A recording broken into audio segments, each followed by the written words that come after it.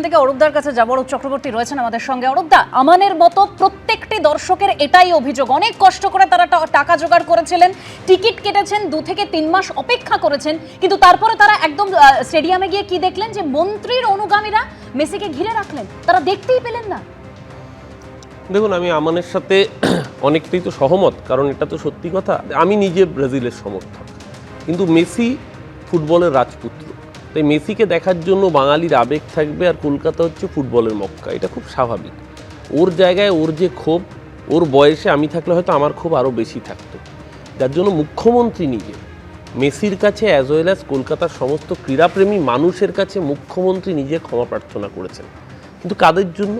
একটা private event organiser, তিনি এই উদ্যোগটা নিয়েছেন। সরকার খুব স্বাভাবিকভাবেই এই উদ্যোগকে সরকার সহযোগিতা করবে, দ্যাট মাচ।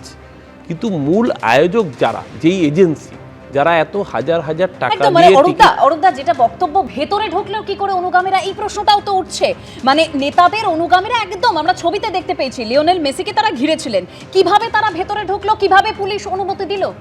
আমি আবারও বলছি, এই যে পার্টিকুলার টিকিট বা কোন এনক্লোজারে কে থাকবে, পুরোটাই organise by that particular Shatadru, যাকে ইতিমধ্যেই কলকাতা এয়ারপোর্ট থেকে তাকে গ্রেপ্তার পর্যন্ত করেছে বিধাননগর কমিশনারেট। আপনার প্রশ্ন যেরকম এটা আপনার প্রশ্ন সঞ্চালক হিসেবে, তেমনি একইভাবে যারা ক্রীড়াপ্রেমী মানুষ। আরো একটা প্রশ্ন সামনে আসে, উদ্যোক্তাদের পারমিশনটা তো পুলিশ দেবে না? এই ক্ষেত্রে একটা জিনিস বুঝতে হবে, উদ্যোক্তাদের পারমিশন যেরকম পুলিশ দেবে সেটা ঠিক, তেমনি আজকে যদি এই ইভেন্টটায় পুলিশ পারমিশন না দিত, তাহলে তো সেইটা নিয়ে আরেকটা অন্য ধরনের নেগেটিভ রাজনীতি হতো।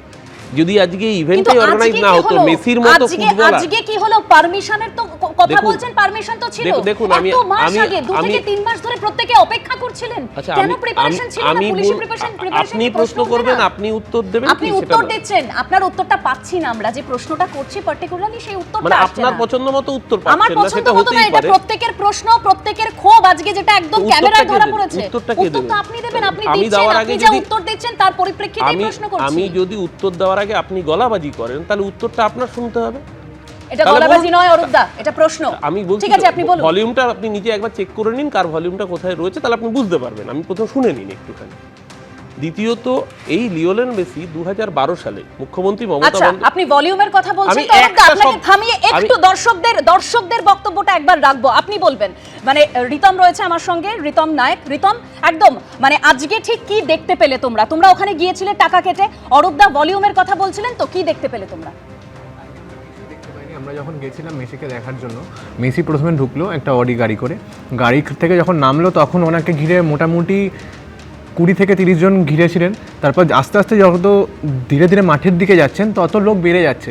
একটা যারা অলরেডি একটা সেলিব্রিটি ম্যাচ বলা হয়েছিল যে একটা সেলিব্রিটি ম্যাচ অর্গানাইজ করা হবে, কিন্তু যে সেলিব্রিটি ম্যাচ অর্গানাইজ করা হয়েছিল ওখানে একটাও সেলিব্রিটি যারা ছিল, সেলিব্রিটি ফুটবলার ছিল, তাদের কাউকে আমরা চিনি না, জানি না কি খেলা হচ্ছিল। খেলা মেসি আসার সাথে সাথে খেলা শেষও হয়নি, খেলা বন্ধ হয়ে গেছে। অ্যান্ড তার সাথে সাথে অনেক পলিটিশিয়ান ছিল, অনেক পলিটিশিয়ানের সাথে সাথে আরও গার্ডস, মেসির গার্ডস, এবং এমনকি মেসির এই পুরো জটলাতে আরও 2 জনের কথা আমরা ভুলেই যাচ্ছি। মানে হয়তো এত কিছুর মাঝখানে মানে কেউ জাস্ট নামও নিচ্ছে না। একটা 1 of the 5 greatest footballer, greatest striker Suarez ছিল, রদ্রিগো দি পল ছিল, মানে ওদেরকে কোনো মানে পাত্তা তো দেওয়াই হচ্ছেই না। মেসি তো মেন, আর ওদেরকে মানে গার্ড শুধু মেসির জন্য ছিল, ওরা 2 জন ছিল পিছনে, আর ওদের ঘিরে সমস্ত মিডিয়া, পলিটিশিয়ান, অ্যান্ড ওর সাথে সাথে ছিল বডিগার্ডস। আমরা খালি ওদের দেখতে পেয়েছি, অ্যান্ড অনেক মন্ত্রী ছিল, খালি ওদের দেখতে পেয়েছি। আর মেসিকে তো আমরা দেখতেই পাইনি, মানে জাস্ট দেখতেই পাইনি। 2 থেকে 3 সেকেন্ডের একটা গ্লিমস পেয়েছিলাম মেসি, যেটা আমরা দেখতে পেয়েছি। অ্যান্ড লিটারেলি মেসি বেরিয়ে যাওয়ার পর আমরা লিটারেলি শাউট আউট দিয়েছি যে উই ওয়ান্ট মেসি। মানে মোটামুটি 10 মিনিট যখন মেসি ছিল, মেসিকে পুরো ওই সেম শাউট আউট দেওয়া হচ্ছিল, উই ওয়ান্ট মেসি। এবং এখানে একটা কথা বলতে চাই, শতদ্রু দত্তকে ব্লেম দেওয়া হচ্ছে, যাই হোক, যেটা অবভিয়াসলি ব্লেম দেওয়া উচিত, কিন্তু ওখানে উনিও মাইকে চিল্লিয়ে বলছিলেন যে জায়গাটাকে ফাঁকা করা হোক, জায়গাটাকে ফাঁকা করা হোক, জায়গাটাকে ফাঁকা করা হোক। সবাই যারা স্টেডিয়ামে ছিল সবাই শুনতে পেয়েছে, কিন্তু তবুও কেউ ফাঁকা করছিল না। এবং হয়তো পুলিশের সেই সাহস নেই যে যারা ওই সমাগমের মধ্যে ছিল তাদেরকে ওই জায়গা থেকে সরিয়ে ফেলে। একদম মানে এটা পরিষ্কার প্রত্যেকের বক্তব্য। আমি অরূপদাকে আরো একবার সেই জন্য শোনালাম, একদম তারা বলছেন যে কোনোভাবেই তারা মেসিকে দেখবার জন্য গিয়েছিলেন কিন্তু মেসিকে দেখতে পাননি। অরূপদা, আমি তো সেটাই বলছি, আমি তার সাথে ডিফারটা করলাম কোথায়? সমস্যা হচ্ছে বলতে দিয়ে মাঝখানে যদি কেটে দেন তাহলে কথাটাই সম্পূর্ণ হয় না। এক, দ্বিতীয় কথা, আমি আবারও বলছি, যে অর্গানাইজার যারা, আজকে একটা জিনিস বুঝতে হবে, 2012 সালে যখন লিওনেল মেসি এসেছিলেন তখন তিনি কিন্তু প্রদর্শনী ম্যাচ নিজে খেলেছিলেন, তাই স্বাভাবিকভাবেই এই সরকারের আমলেই মেসি এসছে। কিন্তু এবার উন্মাদনা অনেক বেশি, কারণ তার সদ্য আর্জেন্টিনা ওয়ার্ল্ড কাপ জিতেছে, তাই স্বাভাবিকভাবেই মেসি প্রেমীদের উন্মাদনা একটা তুঙ্গে ছিল। সেই জায়গায় দাঁড়িয়ে মেসির টাইম লিমিট এমনি কম ছিল, তার আজকে হায়দ্রাবাদে দুপুরে ফ্লাইট ধরার শিডিউল ছিল, খুব স্বাভাবিক কারণেই মেসির সময়টা খুব সংক্ষিপ্ত ছিল। তার মধ্যেও ক্যামেরাম্যানদের হুটোপুটি, অবাঞ্ছিত লোকদের অনুপ্রবেশ, সব কিছু মিলিয়ে যে ঘটনাটা ঘটেছে সেই ঘটনাটা কোনো কাম্য হতে পারে না। ইতিমধ্যেই সরকার ঘোষণা করেছে অবসরপ্রাপ্ত বিচারপতিকে রেখে পূর্ণাঙ্গ তদন্ত হোক, কমিটি হোক, পুলিশ তদন্ত করুক, হুয়েভার ইজ রেসপন্সিবল তারা নিশ্চিতভাবে তাদের বিরুদ্ধে অ্যাকশন নেওয়া হবে। কিন্তু তার সাথে সাথে যে অভব্যতার নজির আমরা দেখলাম, আমি এই দর্শকদের বা ফ্যানদের কোনো দোষ দিচ্ছি না, কিন্তু এদের আবেগকে কাজে লাগিয়ে যেভাবে যুব ভারতীতে তাণ্ডব করা হলো, এবং আমি দেখলাম একটি নির্দিষ্ট রাজনৈতিক ধর্মীয় পতাকা নিয়ে পার্টিকুলার ধর্মীয় স্লোগান দিয়ে যেইভাবে যুব ভারতী ভাঙচুর করা হলো। লিওনেল মেসি তো এখানে গীতা পাঠ করতে আসেননি, তাহলে জয় শ্রীরাম স্লোগান দিয়ে ভাগোয়া ঝান্ডা নিয়ে কেন স্টেডিয়াম ভাঙচুর করা হবে? আমি জানতে ইচ্ছে করছে আজকে এইটার পিছনে পলিটিক্যাল ডিভিডেন্ট কারা করতে চেয়েছে। দেখুন, আমি অনেক মধুর বাণী শুনলাম তৃণমূলের অফিসিয়াল মুখপাত্রের থেকে, অনঅফিসিয়ালের থেকে, এরপর আরও মধুর বাণী শুনতে পাবো সেটাই আশা করছি। কিন্তু সব কিছুর মধ্যে একটা দারুণ কথা বলেছেন মেসির সংক্ষিপ্ত সময় ছিল।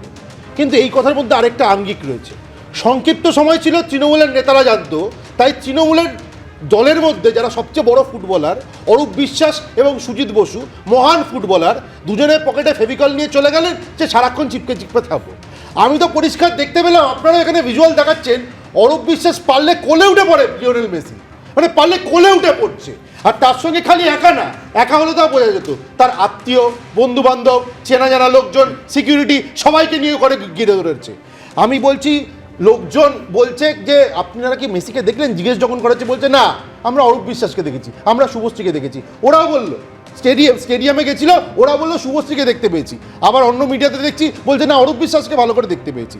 আমি বলছি এই ধরনের অবস্থা, তারপরে নির্লজ্জ তৃণমূলের কতটা নির্লজ্জতা থাকতে পারে, সেখানে বসে বসে ডিফেন্ড করে যাচ্ছে। আর খালি তাই নয়, একটা অরাজক পরিস্থিতি, ফেভিকল নিয়ে ওখানে গিয়ে মেসির সঙ্গে চিপকে যাওয়া, তার সঙ্গে পুলিশের ইনঅ্যাকশন। আর যখন এই ধরনের একটা অপ্রীতিকর সিচুয়েশন হয়ে গেল, পুলিশ নাকি একজনের মেরে মাথা ফাটিয়ে দিয়েছে, সেটা জানতে পারছি কোথায়, ওদের মুখ থেকে জানতে পারছি যারা স্টেডিয়ামে ছিল। মানে লাঠিচার্জের, এখানে প্রাক্তন পুলিশ কর্তা আছেন, আমিও আইনজীবী, আমি যদি ভুল বলি উনি আমাকে কোঅপারেট করবেন বা উনি আমাকে কাটবেন। যদি লাঠিচার্জ করার মতো সিচুয়েশন থাকে, কোমরের নিচে লাঠিচার্জ করতে হয়। লাঠিচার্জ যেমন করে একজন মেসি ভক্তর করা হলো কেন তার উপরে, যে তার মাথা ফেটে গেল, তার তো প্রাণটাও চলে যেতে পারতো মাথা ফেটে যাওয়ার কারণে। আর অবস্থা কোন জায়গায় চলে গেছে দেখুন, মন্ত্রীদের চেলাচামুন্ডাদের ভিড়, মন্ত্রীদের আত্মীয়দের ভিড়, আর মেসির যারা সমর্থক, মেসির যারা অনুগামী, তাদের কোনো পাত্তাই নেই, তাদেরকে কেউ পাত্তা দেবে না, তাদের প্রাণের কোনো দাম একদম। নেই। অর্থাৎ বোঝাই যাচ্ছে এখানের যে আলোচনা থেকে ওটা পরিষ্কার, একদম এটার দায় কার, আজকে যে ঘটনা ঘটলো তা নিয়ে কিন্তু একেবারে দড়ি টানাটানি চলছে। এবিপি আনন্দ, এগিয়ে থাকে, এগিয়ে রাখে।